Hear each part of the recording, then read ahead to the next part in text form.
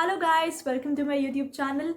I have made this video specifically on your request covering true false not given that you guys actually face in your IELTS test reading section.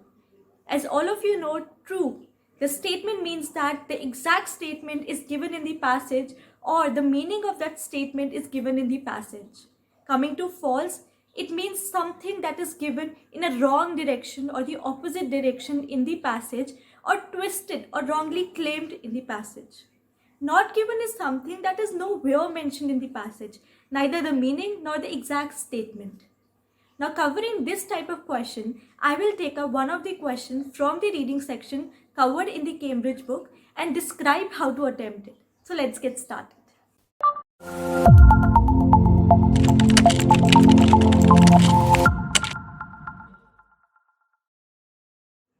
Okay guys, so let's begin. I have opened the passage and the same question in my tab here. So I will dictate now and help you understand how to go about. The first step is you have to read the complete passage quickly so that you know where the content, where the specific portion of that content lies. Now, there's a small trick in the reading section in these kind of questions. The trick is that you will get those questions in the chronological order. For example, my first question's answer lies in paragraph 4. The next question answer will lie after that paragraph only. It will never be in paragraph 3 or 2. It will always be in a paragraph 4 or 5 or the latter paragraphs. So let's begin with question 9 now.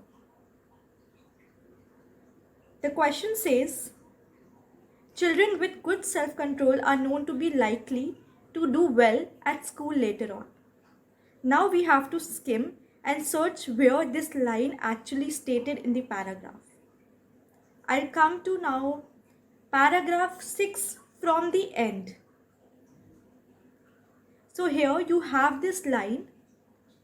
It says, in a study carried out. This is the line.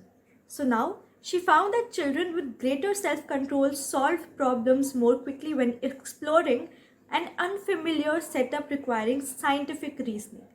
So this answers my question that yes, they have greater self-control. So this is true. Let's move on to now another question. The question was simple. The statement was given as it is. So I should not rethink. I should mark it true. Coming to the next question that says, the way a child plays may provide information about possible medical problems. Now let's skim and again see. After the end from 6th paragraph, now we have to move down and find the same statement. Come to paragraph 4th from the end. You have this first line stating, playful behavior is an important indicator of healthy social and emotional development. Mark my words, here you have the same thing.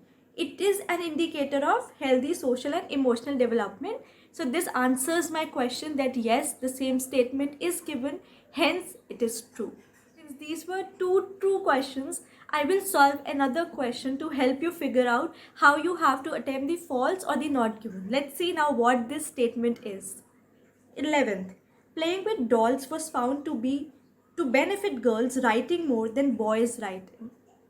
Let's see now. We have to see the words dolls or girls or boys writing.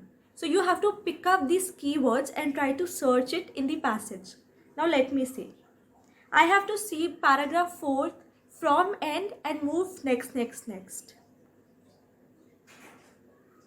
As I am skimming and trying to figure out, I cannot find any word concerning girls or boys writing and dolls related to it. Hence, my assumption is correct that this is not given. Why? Because none of the statement related to boys, girls writing and dolls is mentioned in the passage.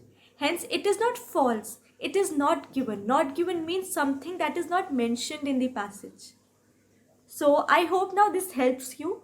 These were the 3 ways, the 3 questions and how to attempt it. Please make a note here. If this same statement was given but in a twisted format, it would have been false. But now since the statement is not given, it means it is not given. Now one common mistake we all make is that when we are asked to mark true, false, not given, we say yes or no or not given. So here your mark is deducted. You have to write true and false. The examiner will not take it as true when you say yes, or will not take it as false when you say no. I hope this has helped you out.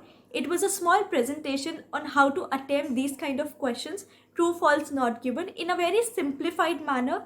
You need not complicate things or rethink, but you have to just understand the rule behind each of these questions.